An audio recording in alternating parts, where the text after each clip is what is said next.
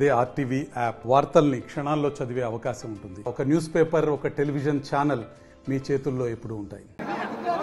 YSR Congress party నూతన కార్యాలయాన్ని విశాఖపట్నం నడిబొడ్డున మదిలిపాలెం కృష్ణా కాలేజ్ పక్కన గతంలో ఏదైతే ఇక్కడ కార్యకలాపాలు పార్టీకి సంబంధించినటువంటివి జరిగేవో, తర్వాత పార్టీకి సంబంధించినటువంటి నూతన కార్యాలయ నిర్మాణానికి సంబంధించినటువంటి భూ కేటాయింపులు గత ప్రభుత్వంలో లీజులు ఇవ్వడం, దానికి సంబంధించినటువంటి నిర్మాణాలు చేపట్టడం, కూటమి ప్రభుత్వం వచ్చిన తర్వాత వాటి మీద ఏ రకంగా దాన్ని డెమాలిష్ చేయాలి, ఏ రకంగా వాటిని అన్నింటినీ కూడా రద్దు చేయాలనేటువంటి ఉద్దేశంతో వారు కక్ష సాధింపు చర్యల్లో భాగంగా మేము దానికి సంబంధించినటువంటి ఫీజులు కానీ, సంబంధించినటువంటి బిల్డింగ్ ప్లాన్లకు సంబంధించినటువంటి ఛార్జీలు కానీ అన్నీ కట్టినప్పటికీ కక్షపూరితంగా వాటిని డెమాలిష్ చేయాలనేటువంటి ఉద్దేశంతో వారు నోటీసులు ఇవ్వడం, దాని మీద మేము కోర్టుకు వెళ్ళడం, కోర్టులో అవి స్టేలు రావడం, ఇవన్నీ కూడా జరుగుతున్నటువంటి ప్రక్రియలో మళ్ళీ అక్కడ కార్యకలాపాలు ఎక్కడైతే ఎండార్లో గతంలో పార్టీ కార్యాలయం ఉండేదో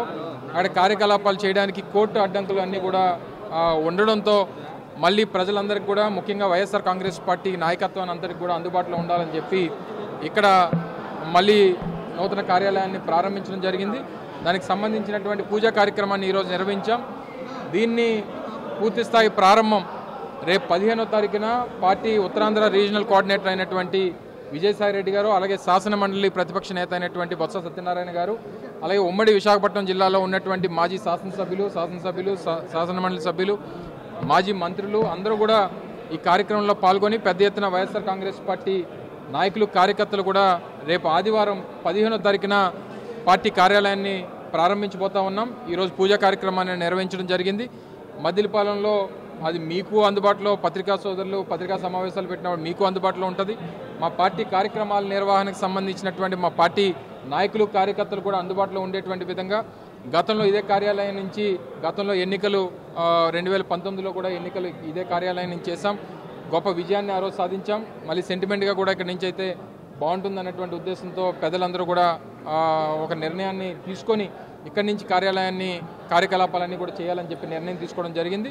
సో రేపు 15వ తారీఖున పెద్దలు విజయసాయి రెడ్డి గారు, బొత్స సత్యనారాయణ గారు ఈ ప్రాంతంలో ఉన్నటువంటి పార్టీ నాయకులు అందరి చేతుల మీదుగా కార్యాలయ ప్రారంభోత్సవం చేసి ఆ రోజు నుంచి పూర్తిస్థాయి కార్యకలాపాలన్నీ కూడా ఇక్కడి నుంచి చేయాలని చెప్పి పార్టీ నిర్ణయించింది. ఈరోజు పూజా కార్యక్రమాన్ని నిర్వహించినటువంటి దానికి ఈరోజు అందరూ రావడం జరిగింది. విచ్చేసినటువంటి మీ అందరూ కూడా హృదయపూర్వకంగా ధన్యవాదాలు. మరిన్ని వీడియోస్ కోసం ఛానల్ ని సబ్స్క్రైబ్ చేయండి, లేటెస్ట్ అప్డేట్స్ కోసం వాట్సాప్ ఛానల్ ని ఫాలో చేయండి అండ్ లింక్ డిస్క్రిప్షన్ లో ఉంది.